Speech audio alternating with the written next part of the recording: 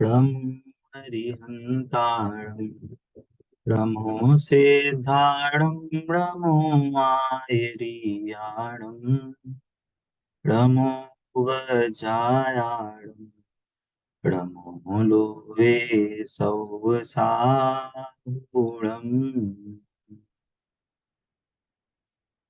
अभी हमारी मंगल शासन वन की हमारी कक्षा चल रही है, जिसमें कि हम मंगल शासन का पहला पाठ जो कि है देव स्तुति, उसके बारे में हम यहाँ पढ़ रहे हैं। तो प्रथम में हमें सबसे पहले हम देव स्तुति क्यों करते हैं, देव स्तुति करने से क्या लाभ होता है, पहले मैं आप लोगों से जानना चाहूंगा। ये देव स्तुतियां हम पिछली भागों में भी पढ़ते आए हैं, वहां पे भी देव स्तुतियां थी, यहाँ पे भी देव स्तुति है। तो आपने उन देव स्तुतियों में क्या चीज सीखी, पहले मैं आप लोगों से ये सुनना चाहता हूँ।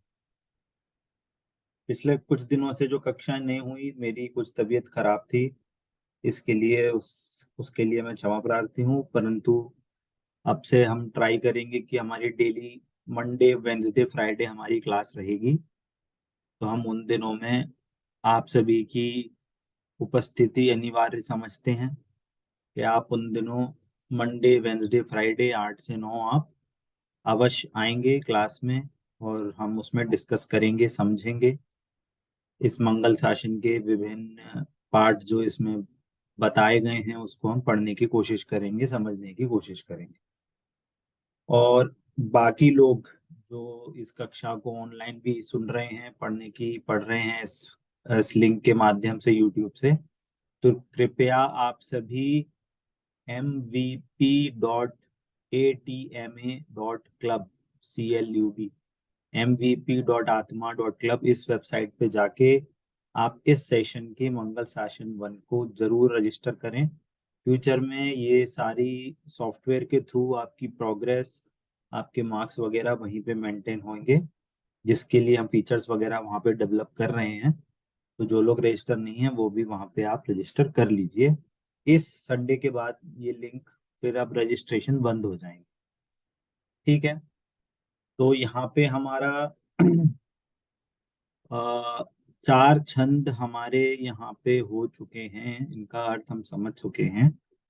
इनमें यदि कोई क्वेश्चन हो तो पूछें, अदरवाइज आपको पुरानी देव स्तुतियों में और अभी जो हम पढ़ रहे देव स्तुतियों में, उनमें क्या आपको समझ में आया है अभी तक कि हम देव स्तुति क्यों करते हैं, बताइए। हम देव स्तुति करने से हमें जिनेंद्र देव का बहुमान होता है, उनके गुणों का भान होता है, हम्म। जिससे हम अ, भेद विज्ञान करके उनके हम्म। उनके स्वरूप को समझ के हम्म। उनके जैसा बनने की भावना भाते हैं। हम्म। बहुत अच्छा। और कोई इसमें कोई अपने विचार रखना चाहता है?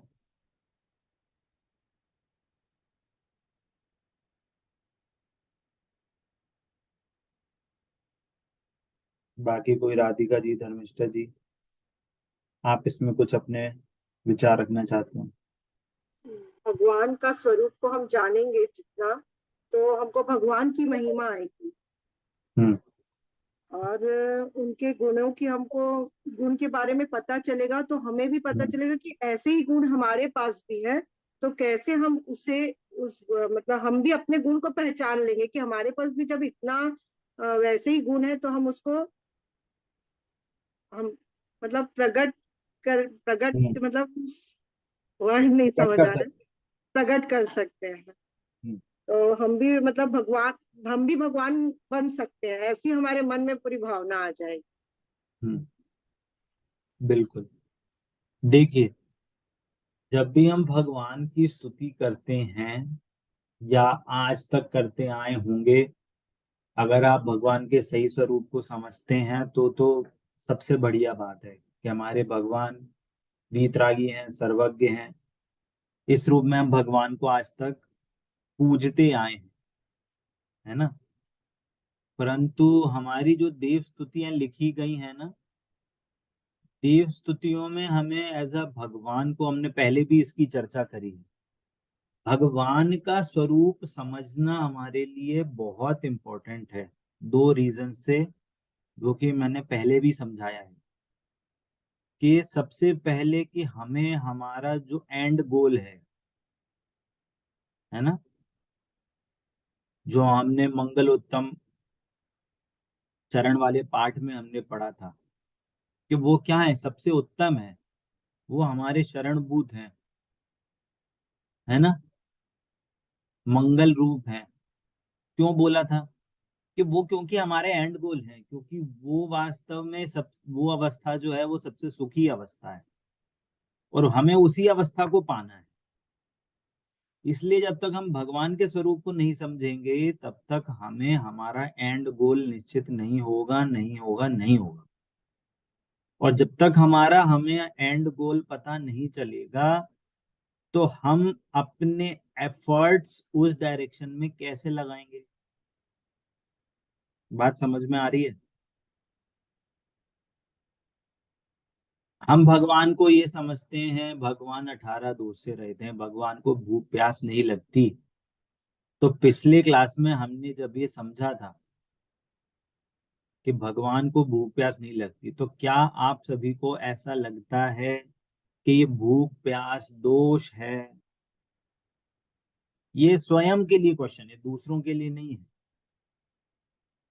है ना। ये स्वयं से पूछने वाली बात है कि क्या मेरे को ऐसा लगता है कि ये भूख प्यास जो लग रही है, ये मेरे लिए दोष है? इसको भी भूख प्यास बार बार लग रही है, इस कारण से मैं भगवान नहीं बन पाऊंगा।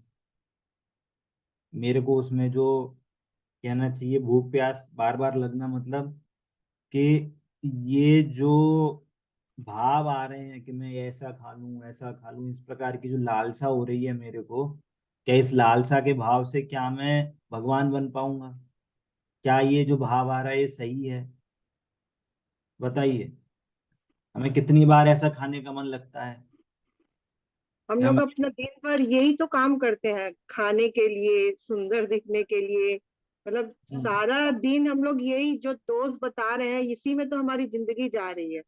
और अब हमको पता चल गया कि ये दोस्त है, तो उसको तो हम हटाने हाँ, का प्रयास करते हैं। हाँ, तो अब हटाने का प्रयास कैसे करेंगे? अब अपन उसमें ज्यादा लालसा नहीं रहेगी हमारी, कि हाँ हमको ये चाहिए, जो परिग्रह करते थे इतना, उसके पीछे नहीं भागेंगे। हाँ, तो उसी के लिए मैं बोल रहा हूँ कि देखो, भाव पहले भी आते थे, और जो ज्ञानी धर्मात्मा होते हैं उनको भी भाव आते हैं। दोनों में डिफरेंस क्या है? कि वो उन भावों से अपने को अच्छा बुरा लाभ हानि नहीं मानते। पॉइंट समझ में आ रहा है? हाँ। कि जब उनको अपनी आत्मा में अहम हो गया कि ये मेरा स्वरूप, मैं ज्ञान स्वरूपी हूँ, शरीर मेरा स्वरूप नहीं है, तो जैसे एक पड़ोसी रहता है ना, पड़ोसी, पड़ोसी हर बार खिटखिट करता है, कभी ये प्रॉब्लम आ गई, कभी वो प्रॉब्लम आ गई, तो अपन क्या करते हैं, ठीक है, तू ले अपना काम, ये पकड़ अपना खिलौना, तू शांत रहे। या कोई प्रॉब्लम होती है, कभी हर बार गेट टकटका जाएगा, एक कटोरी चावल दे दो, एक कटोरी चीनी दे दो, अरे ये मेरे को वो चाहिए, ये मेरा ये रह गया। तो क्या करेंगे अपन? अब पड़ोसी है, रहना तो उसी के साथ में है, अपन लड़ेंगे भिड़ेंगे क्या, क्या बार बार परेशान करता है, मेरे को अपना काम करने दे। ऐसा करते हैं क्या? बोलते नहीं। तो क्या करेंगे, ठीक है तुम्हें चाहिए, लो पकड़ो, तुम शांत रहो, है ना। मुनिराज का जो स्वरूप कहा गया है ना, वो इसी वे में कहा गया है कि मुनिराजों को तो आत्मा में ध्यान करने का ज्यादा वो है मन, कि आत्मा में ही लीन रहे और वो जल्दी से जल्दी सिद्ध बने। पर ये जो पड़ोसी है ना, ये बहुत परेशान करता है बार बार, भूख लग रही है, अब प्यास लग रही है, अब ये चाहिए, तो जाते हैं तो थोड़ा बहुत खा के आते हैं।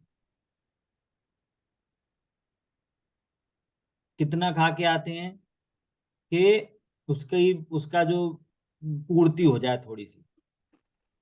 ऐसे नहीं है दाल रोटी चावल घी सब ऐसे डाल के आएंगे, नहीं। पानी मिलेगा अकेला तो पानी पी के आ जाएंगे, अकेली सब्जी मिलेगी तो अकेली सब्जी थोड़ी बहुत खा के आ जाएंगे, अकेली रोटी मिलेगी रोटी पानी मिलेगा तो रोटी दूध मिलेगा, सब्जी पानी मिलेगा, जो छोटी मोटी चीज मिलेगी उतने से पेट भर के आ जाएंगे, ये शांत हो जाए। ज्यादा देर नहीं रुकते वो मिराज। तो ये क्यों कह रहे हैं, ये क्यों समझाने की कोशिश कर रहा हूं कि हमें भावों से प्रॉब्लम नहीं है, हमारे हमारे मान्यता से प्रॉब्लम है। संसार मान्यता से है। भाव तो तब भी आएंगे जब तक मुनिराज है, तब तक आहार है, आहार संज्ञा चलती है। चार संज्ञाएं होती ना, तो उसमें आहार संज्ञा है एक। जब तक मुनिराज है तब तक आहार चलेगा, भोजन के भाव होंगे। परंतु क्या हमें हमारा मिथ्यात्व, हमारा जो इंटेंशन कहें इंग्लिश में, या हम कहें कि हमारा जो उसके प्रति झुकाव है, वो हमारे झुकाव अभी उसके प्रति है क्या? हमारा श्रद्धान क्या बोलता है? तो जो संसार है वो श्रद्धान से चेंज हो जाता है।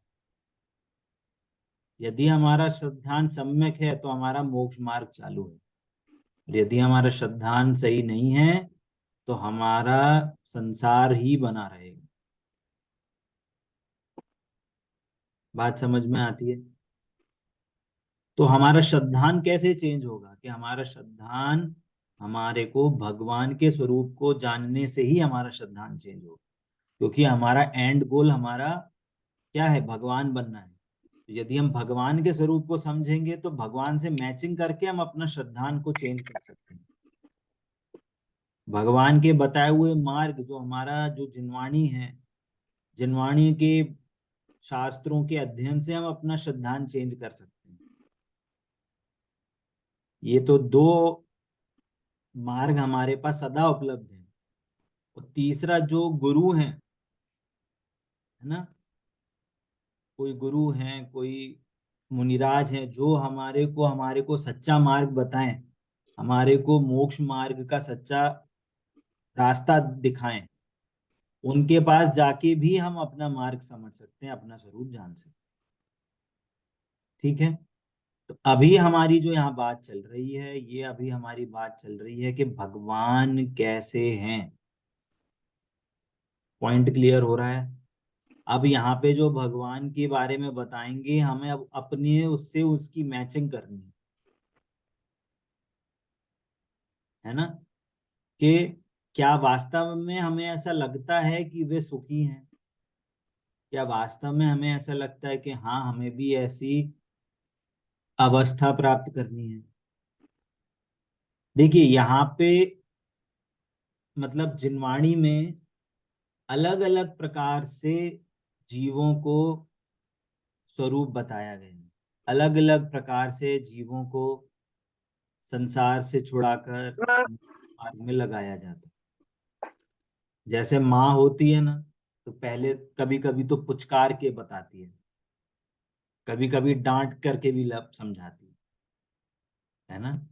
तो जब पुचकार के समझाती है तब तो बहुत अच्छा लगता है, और जब डांट के समझाती है तब मुश्किल से समझ में आ जाता है, पर बात तो वही सही होती है जो माँ समझाती है ना। वैसे ही यहाँ पे हम भगवान के स्वरूप को जान रहे हैं, तो वैसे तो यह है बहुत अच्छे अच्छे शब्दों में बात, पर ये एक बहुत कहना चाहिए, हमें हमें ऐसा समझना चाहिए कि हमें डांट भी लग रही है। क्यों डांट लग रही है? हमको ऐसा समझना चाहिए कि हमें अपनी, बोलते हैं ना, कि हमें अपनी गिरबान झांक के देखो कि हमारे में क्या ये गलतियां अभी भी हो रही हैं क्या, जिससे कि हमें ये समझ में आए कि हाँ हम अभी सही मार्ग में चल रहे हैं कि नहीं चल रहे। ठीक है? पॉइंट क्लियर होता है सभी को, है ना? तो हमने चौथे छंद में समझा था, तुम गुण चिंतत निज पर विवेक प्रगटे विगटे आपद अनेक, है ना। तो हमने ये समझा था कि भगवान के गुणों का चिंतन किस प्रकार करने से हमें भेद विज्ञान होता है और हमारी सारी आपदाएं खत्म हो जाती हैं। ये चीज इसी सिमिलर टाइप की लाइंस हमारे पिछले पाठों में भी आई थी कि हमें हमारे कितने सारे पुण्य का उदय रहता है, भगवान के समीप के आने से पुण्य का उदय होता है ना। तो हमने पुण्य के उदय में दो चीजें समझी थी। एक तो पुण्य, तो जो वास्तव पुण्य के जो सारी विपदाएं हैं, भगवान की बहुमान से जो नॉर्मल पुण्य बचता है उससे हमारे सांसारिक जितने भी क्लेश होते हैं वो सब नष्ट हो जाते हैं। और एक पुण्य का उदय के भगवान के सामने आकर हमें अपने स्वरूप को समझने का लाभ मिलता है। तो वास्तविक पुण्य तो वो है ना। तो हमने दो टाइप के पुण्य की बात करी थी। वैसे ही इसके अब ये उल्टे वे में बोल रहे हैं कि सारी विपदाएं मिट जाती हैं। एक तो सांसारिक विपदाएं हैं कि भगवान के समीप आने से हमें पुण्य बंद होता है ना। क्योंकि भगवान के समीप आना क्या है, देव दर्शन करना क्या है, पूजा आदि करना क्या है, ये पुण्य भाव है। तो पुण्य भाव से क्या बंधेगा, पुण्य बंधेगा, है ना। शुभ भाव है ये, है ना। तो शुभ भावों से क्या बंधेगा, पुण्य कर्म बंधेंगे। पुण्य कर्म से क्या होगा, जो सांसारिक विपदाएं हैं वो नहीं आएंगी। और क्या होगा कि भगवान के समीप आने से हमें भेद विज्ञान होगा, जिससे हमारे राग द्वेष नष्ट होंगे। वास्तव में ये राग द्वेष आपदाएं हैं, सांसारिक चीजें आपदाएं नहीं है, सांसारिक क्लेश आपदाएं नहीं है। ये राग द्वेष वास्तव में आपदा है। ये वास्तव में नष्ट हो तो हम कहेंगे कि हाँ, हमारी आपदाएं मिट रही हैं, या हम उस रास्ते पे हैं जिससे हमारी आपदाएं मिटेंगी। हमारे राग द्वेष मिटने चाहिए। और हमारा यदि राग द्वेष नहीं मिटे और यदि हम पुण्य के ही पुण्य पुण्य कमाने के ही मार्ग पे लगे रहे, तो घूम फिर के गाड़ी वहीं आ जाएगी, है ना। छह डाला में कहा है ना, तय तय छह था वर्तन धरे। घूम फिर के हम देवगति जाएंगे और वापस से वहां से निगोद में चले जाएंगे। तो हमें ऐसा काम वापस से नहीं करना है, वापस से ही पंच परावर्तन में वापस से नहीं भटकना है हमको। बात समझ में आ रही है। अब हमें कुछ ऐसा कार्य करना है कि जिससे ये जो चेन बंधी हुई है ना, इस चेन को हमें तोड़ना है। आज तक क्या होता था, कर्म का उदय आया तो रो दिए, कर्म का उदय आ गया तो हंस दिए। कर्म ने अच्छी चीज दिला दी तो खुश हो गए, कर्मों ने बुरी चीज दिला दी तो रो दिए। पहले हमारा ज्ञान काम ही नहीं करता, संगी पंचेंद्रियों तो भी काम नहीं करता। दूसरों को देख के मंदिर चले गए, दूसरों को देख के पार्टी करने चले गए, दूसरों को देख के शुद्ध खाने लगे, दूसरों को देख के शुद्ध खाने लगे, अपना उपयोग लगाया ही नहीं। अब सर्व ओर से अवसर आया है ना। मोक्षार प्रकाशक में टोडरमल जी कहते हैं अब सब ओर से अवसर आया है। अब कोई बहाना नहीं चलेगा कि ये समझ नहीं आता, हम ये नहीं कर सकते, हम वो नहीं कर सकते, सब कर सकते हैं। कुंद कुंद आचार्य 11 वर्ष की उम्र में मुनिराज बन गए थे। उन्होंने कभी कपड़े ही नहीं पहने बचपन से, 11 वर्ष की उम्र में मुनिराज बन गए।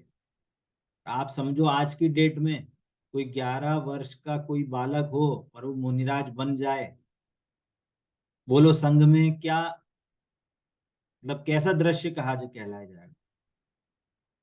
और आज के डेट में कुंदकुंदाचार्य को कलिकाल सर्वज्ञ कहा जाता है। इतने ग्रंथ लिखे हैं, इतने पुण्य का मतलब कहना चाहिए हमारे पुण्य का उदय है, जो ऐसे कुंद कुंदाचार्य नामक ग्रंथ, मतलब कुंद कुंदाचार्य जैसे आचार्य हमारे परंपरा में, आचार्य परंपरा में हमको मिले, और उन्होंने हमें इतने सारे शास्त्र लिख के दिए हमारे लिए, जिनको हम प्राभृत कहते हैं, है ना। अब हमारे को सर्व ओर से अवसर आया है, हमें अब भटकना नहीं है मार्ग। और सिर्फ ये चीजें मत रखिए कि हमें सिर्फ क्लास में ही समझना है, बाकी टाइम हमें कुछ धर्म का कार्य नहीं करना है, ऐसे भी नहीं करना है। अब आप प्रज्ञा आदि सारे पाठ पढ़ चुके हो, आप कहना चाहिए अब आपको थोड़ा थोड़ा बेसिक क्लियर होने लगा होगा कि हम जैन धर्म में क्या क्या चीजें बताई गई हैं। है ना।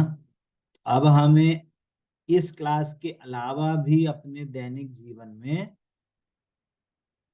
धर्म की चीजों को, धर्म के अनुष्ठानों को हमें धीरे धीरे अपनाना चाहिए, जिस भी फॉर्म में आप समझें वो ऐड करें।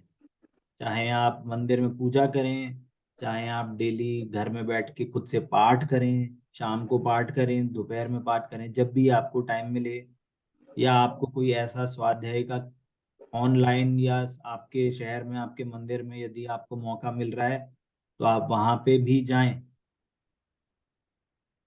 बशर्ते आपको वहां पे सीखने की चीज मिले, आपको वीतरागता की तरफ लेके जाए, आपको अपने आत्म स्वरूप की तरफ लेके जाए, जिससे कि आपको डायरेक्ट कहना चाहिए मोक्ष मार्ग की विधि मिल रही हो। अब ये चूकने लायक काम नहीं है ना। धर्मिष्ठा जी, आप कुछ कह रही हैं? नहीं। अच्छा जी, ठीक है। तो हमने बात करी थी कि आपके गुणों के चिंतन करने से हमारे को भेद विज्ञान प्रकट होता है और हमारी सारी आपदाएं मिट जाती हैं। ठीक है। आप जग भूषण हैं, दूषण वियुक्त हैं, महिमा मुक्त, महिमा से युक्त हैं, विकल्प मुक्त हैं, है ना। तो हमने यहाँ पे दो शब्दों को मुख्य करके बात करी कि दूषण वियुक्त हैं और महिमा से संयुक्त हैं, है ना। इसकी सारी हमारी चर्चा हो गई थी। अब आगे छंद 5, अविरुद्ध शुद्ध चेतन स्वरूप परमात्म परम पावन अनूप, शुभ अशुभ विभाव अभाव कीन स्वाभाविक परिणति मय अचीन, है ना। ये तो निर्म शब्द बहुत छोटे छोटे हैं पर भाव बहुत गहरे हैं। क्या बोल रहे हैं? अविरुद्ध हैं, मतलब जितने भी विरुद्ध भाव हैं, जितने भी राग द्वेष रूप भाव हैं, उनसे रहित हैं। अविरुद्ध, जो विरुद्ध भाव हैं उनसे रहित हैं, मतलब समस्त राग द्वेष भावों से रहित हैं, शुद्ध हैं, है ना, शुद्ध हैं। अब यहाँ पे शुद्ध का मीनिंग समझने लायक है। शुद्ध का मीनिंग देखो क्या होता है, जैसे कैसे समझाया जाए?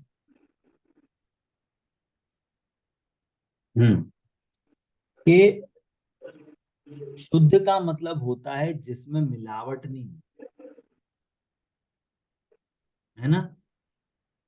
जैसे हमने सोना है, सोना, सोने का बोलते हैं कितना है, 24 कैरेट है, 18 कैरेट है, 22 कैरेट है। तो इसका मतलब क्या है? 18 कैरेट है मतलब अभी उसमें कुछ अशुद्धता है।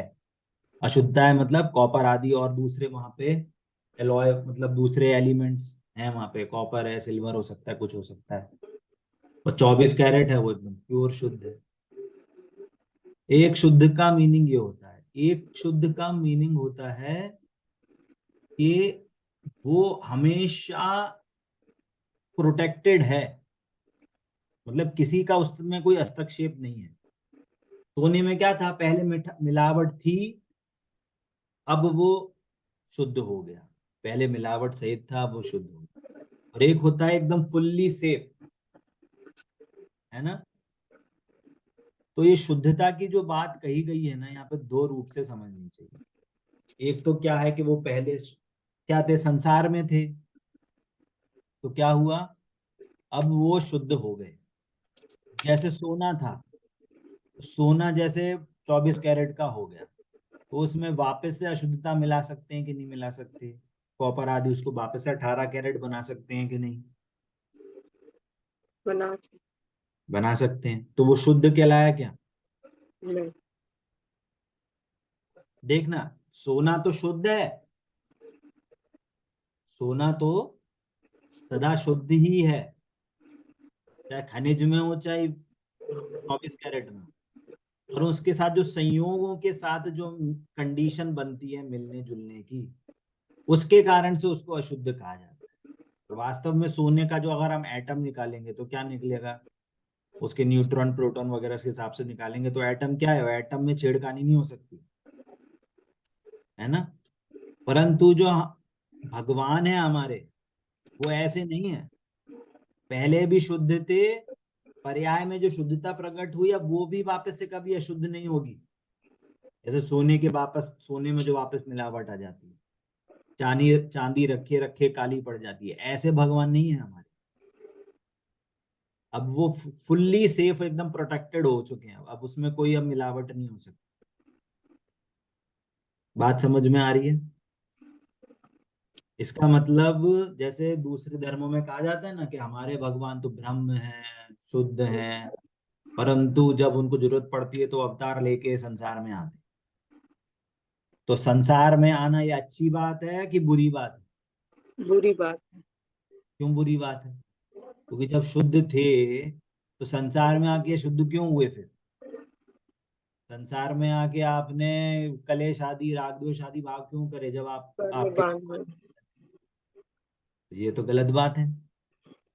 तो ये हमारे को एक मीनिंग बता रहा है कि जो हमारे भगवान है ना वो शुद्ध है, तब वो कभी संसार में नहीं आएंगे। एक बार जब शुद्धता प्रकट हो जाती है तो वो कभी नष्ट नहीं होती, है ना। और चेतन स्वरूप है, मतलब सदा ज्ञानमय है ना। परमात्म परम पावनन, और परमात्म है, परम आत्मा है ना। पिछली क्लास में अपनी बात हो चुकी है क्या? बहिरात्मा, अंतरात्मा और परमात्मा, शायद से इसमें ही आएगी, मंगल शासन मन में, नहीं शायद नहीं। शासन मन में ये वाली बात आएगी। तो आत्मा के तीन भेद होते हैं, है ना, बहिरात्मा, अंतरात्मा और परमात्मा। तो यहाँ पे परम आत्मा कह रहे हैं, जो आत्मा की परम, परम मतलब सबसे एक्सट्रीम जो स्टेट हो सकती है। एक्सट्रीम का मतलब क्या है? सबसे शुद्ध अवस्था, है ना। वो आत्म वैसी स्टेट है भगवान, है ना। उसके ऊपर कोई और स्टेट है ही नहीं, कोई कोई स्टेट एग्जिस्ट ही नहीं करती, है ना। जैसे अपन पानी की बोलते हैं ना कि लिक्विड है, सॉलिड है और वेपर है, ऐसे तीन स्टेट बोलते हैं। तीन स्टेट के अलावा कोई दूसरी स्टेट है क्या? वेपर के ऊपर कोई और दूसरी स्टेट है क्या? नहीं। पर सबसे सॉलिड स्टेट क्या है? सबसे घनी, जहाँ पे एकदम सबसे स्ट्रॉन्गेस्ट स्टेट कौन सी है? वह पानी की बोलते हैं सॉलिड, जहाँ पे सबसे ज्यादा घन है ना, उसका वॉल्यूम सबसे, कहना चाहिए उसका वॉल्यूम सबसे कम होता है, घन है वो, है ना। उस वैसे ही भगवान क्या है? वो विज्ञान घन कहते हैं, विज्ञान घन वर्ड आता है, आनंद घन कहते हैं, आनंद से भरे हुए हैं। ऐसी परमात्मा अवस्था है भगवान। परम पावन है, पावन का मतलब होता है बहुत ही शुभ। शुभ तो बहुत छोटा वर्ड है, पावन है मतलब उसको पावन के लिए दूसरा वर्ड क्या होता है? पवित्र। पवित्र। पवित्र, है ना। शुद्ध का ही दूसरा वर्ड अपन कह सकते हैं पावन। और अनूप है, अनुपम है ना। शुभ अशुभ विभाव अभाव कीन स्वाभाविक परिणति में अचीन, है ना। शुभ अशुभ भाव से विभाव को अभाव कर दिया है, शुभाशुभ भावों को अभाव कर दिया है। जो हमारे भगवान हैं वो सारे शुभाशुभ भावों से रहित हैं। यहाँ पे हमारे को बहुत समझने वाली बात है। चलिए मैं एक प्रश्न पूछता हूँ, बताइए हमको रोज पूजा करनी चाहिए कि नहीं? बताइए।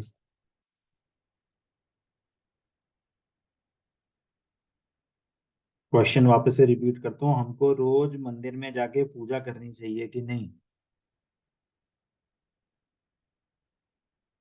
हेलो, करना आवाज आ चाहिए। रही है? करना चाहिए, मतलब हमें रोज शुभ भाव करना चाहिए। तो यहाँ पे तो भगवान को बोल रहे हैं कि उन्होंने शुभ और अशुभ दोनों का अभाव कर दिया। पॉइंट शुभ समझ भाव। में आ रहा है? हाँ। ये कैसा कॉन्ट्राडिक्शन है? शुभ भाव करेंगे फिर धीरे धीरे फिर उस शुद्ध भाव में जाएंगे। यही तो चक्कर है, हम्म। यही तो चक्कर है, लोगों को नहीं आता समझ में। शुभ शुभ करते शुद्ध नहीं होते,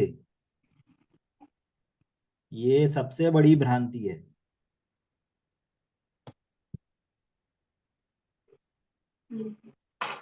पूजा का अर्थ समझते हुए पूजा करनी चाहिए। भाव पूजा मतलब। देखो यहाँ पे दूसरा भाव है, मैं जो क्वेश्चन पूछ रहा हूँ ना, यहाँ पे भाव ये है कि जब तक हम पूजा करेंगे तब तक हम अपनी आत्मा को नहीं जान, और हमें पूजा करनी चाहिए। ये उन लोगों के लिए है जो आत्मा को नहीं समझ सकते, तो उनको खिलौना पकड़ा दिया जाता है कि जाओ पूजा करो, कम से कम पुण्य तो कमाओ। पॉइंट समझ में आ रहा है? धर्मिष्ठा जी अपना वीडियो ऑफ कर दीजिए, आपका शायद से कैमरे में प्रॉब्लम है कुछ।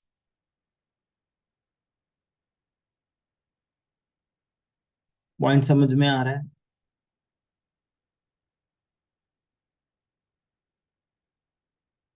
आवाज आ रही है मेरी?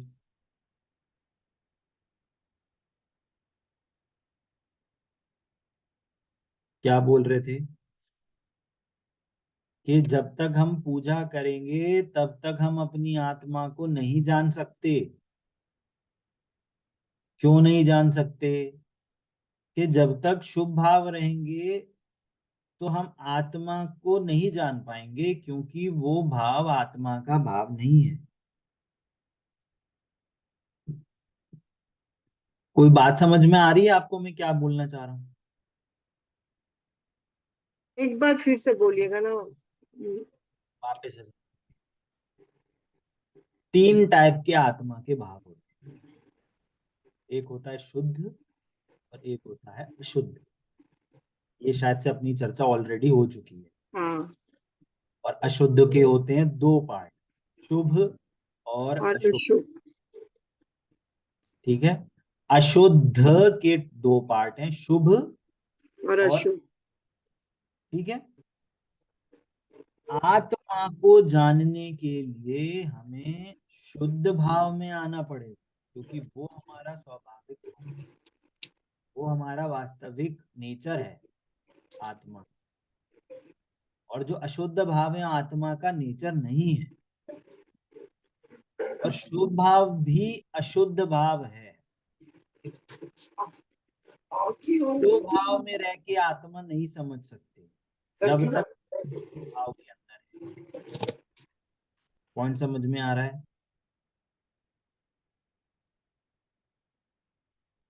इसीलिए हमें ये समझना जरूरी है कि आत्मा को प्राप्त सिर्फ शुद्ध भावों से ही हो सकती है, जो कि हम इसको दूसरे शब्दों में कहते हैं सम्यक दर्शन, सम्यक ज्ञान और सम्यक चारित्र।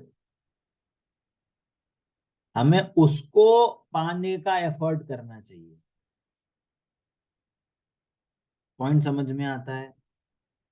रत्नत्रय ही वास्तव में वो मार्ग है जिससे हमें आत्मा की प्राप्ति होती है।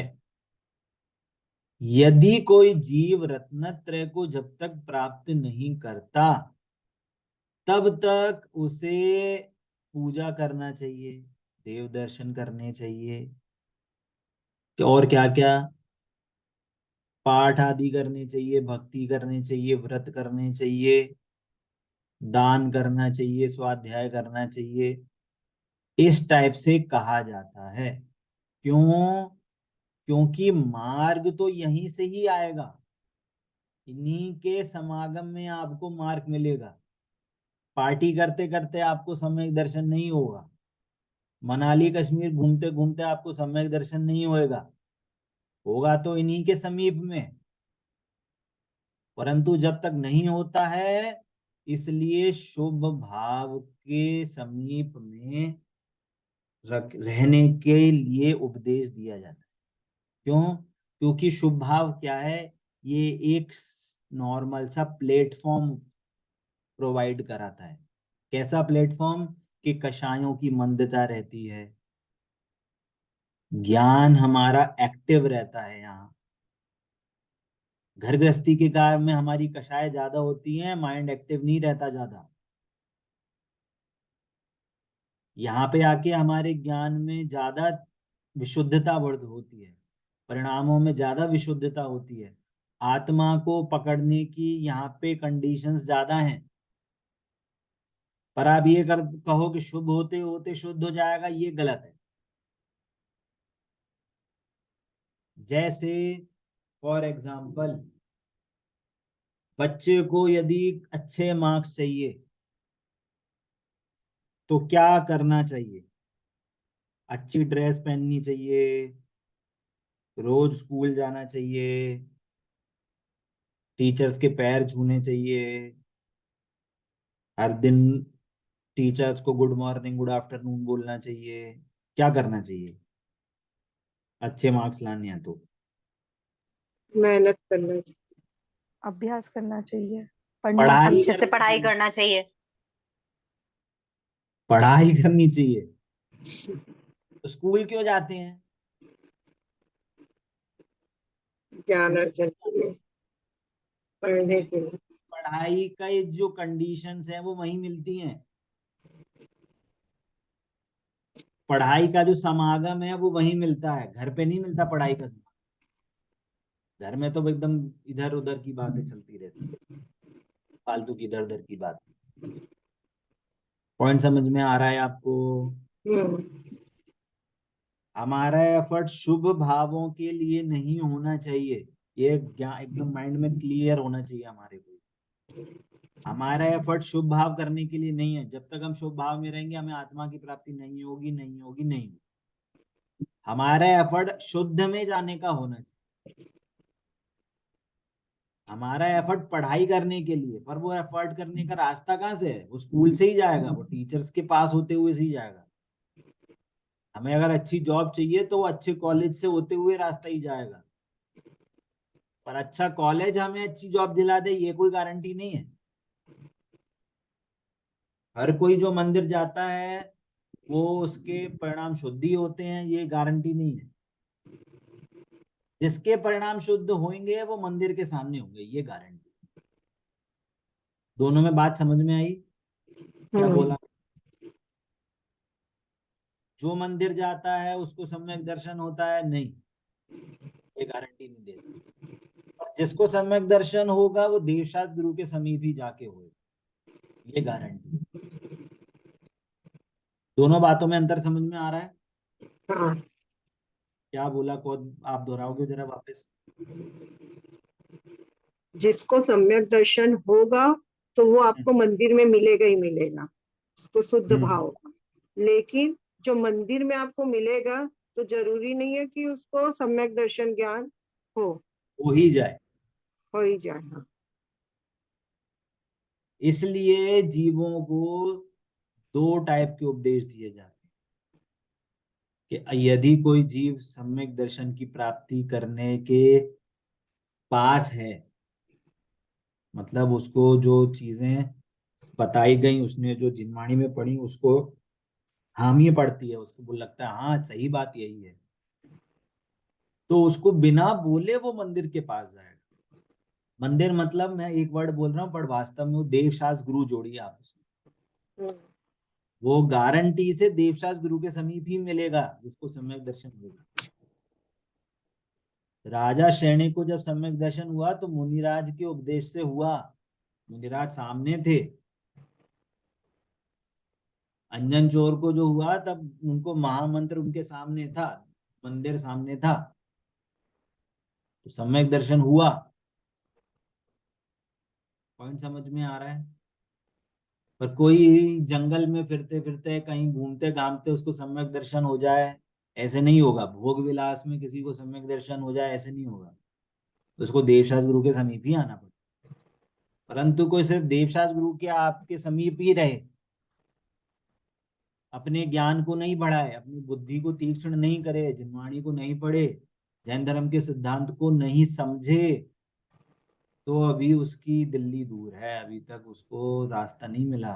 वो अभी दूसरों की तरह ही भटक रहा है। हाथ में बस वो जैसे छोटे बच्चों को झुंझुना पकड़ाते हैं वैसे ही पकड़ा हुआ है।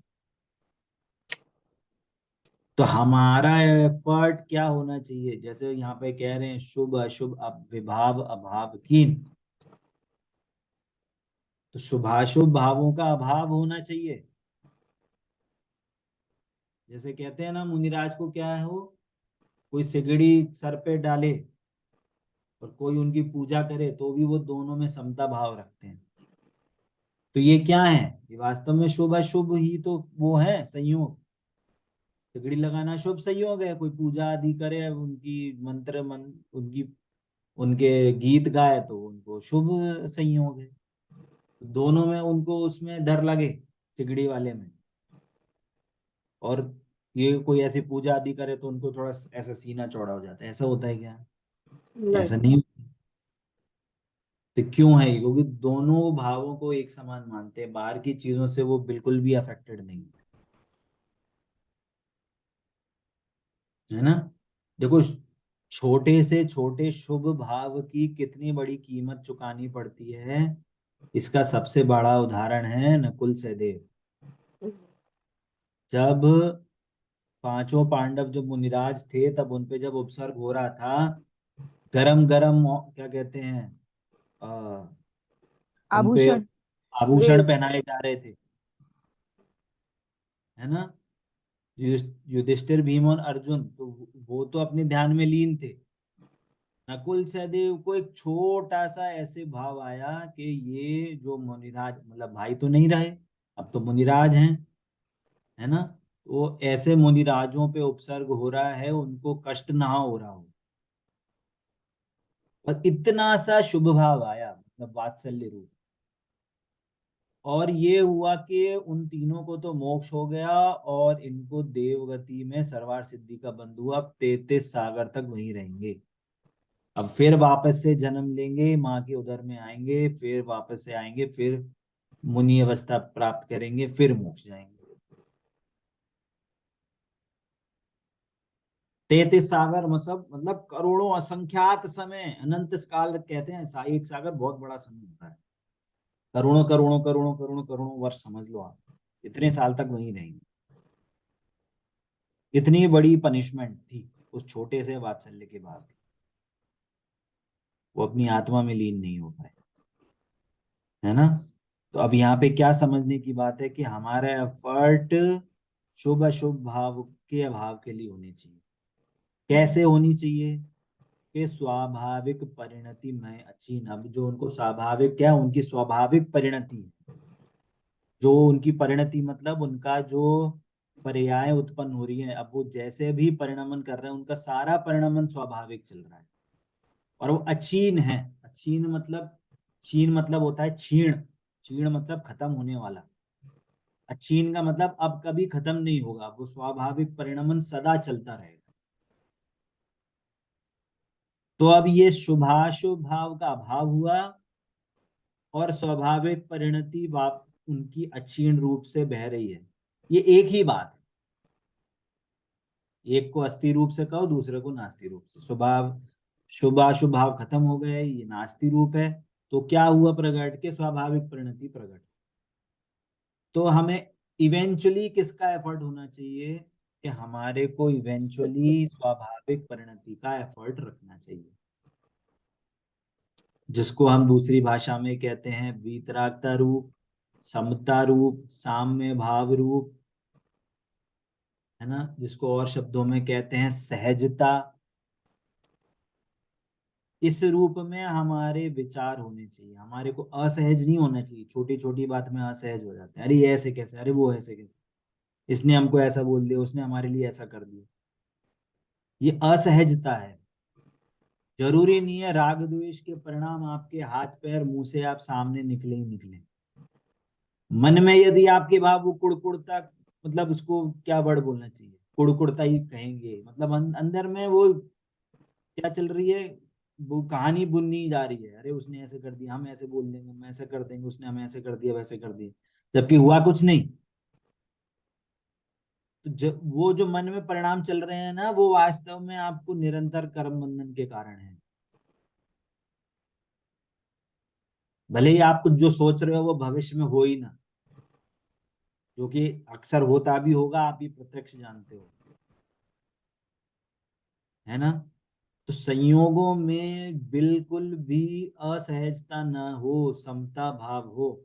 किसके लक्ष्य से? आत्म स्वभाव के लक्ष्य से। स्वाभाविक परिणति में हमारा सहजता हो, आत्मा के लक्ष्य सहजता हो तो हम विजयी कहलाएंगे, है ना।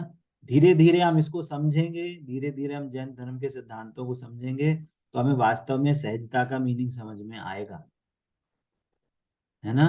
पर हमें एटलीस्ट हमारे को हमारे माइंड में होना चाहिए कि हमें किस डायरेक्शन में जाना है, हमारे को क्या चीज अटेन करनी है, हमारा गोल क्या है।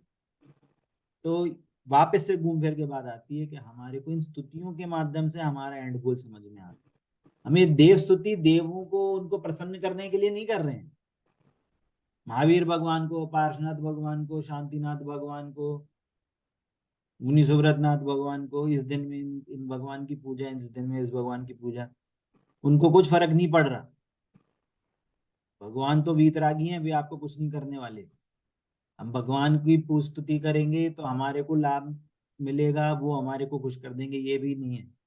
ये एकदम मिथ्या मान्यता है। हम देव स्तुति अपने को भगवान के जैसा बनाने के लिए करते हैं, ये हमारे ज्ञान में निश्चित नक्की होना चाहिए।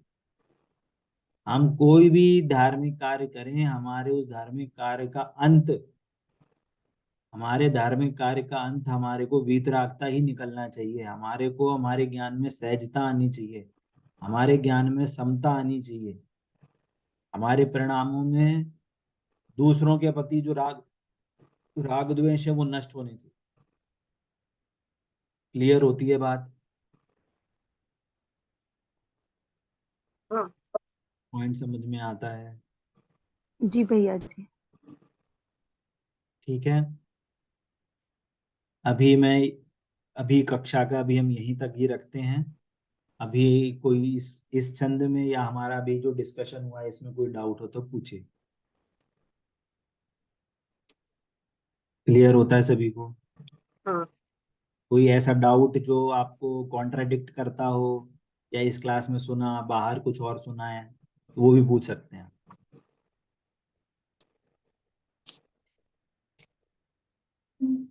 नहीं है? चलिए, आशा है आप लोगों को आपका ज्ञान में बढ़ोतरी हो रही होगी, आप अपने आप को उत्तरोत्तर आगे आगे बढ़ा रहे हैं।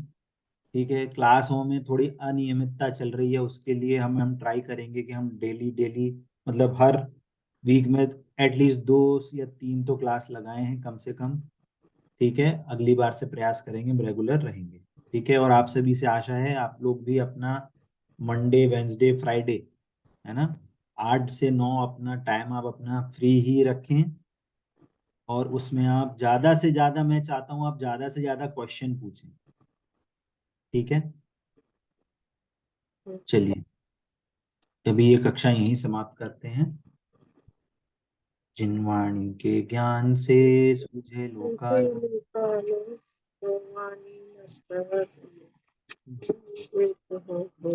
बादशाह में जिनवाणी माता की जय हो, जय जय हो। हो जय हो जय अहिंसामय जैन धर्म की जय हो, जय हो। जय हो जय जिनेंद्र सभी जय को। जय। जय जिनेंद्र भैया, जय जिनेंद्र सभी को।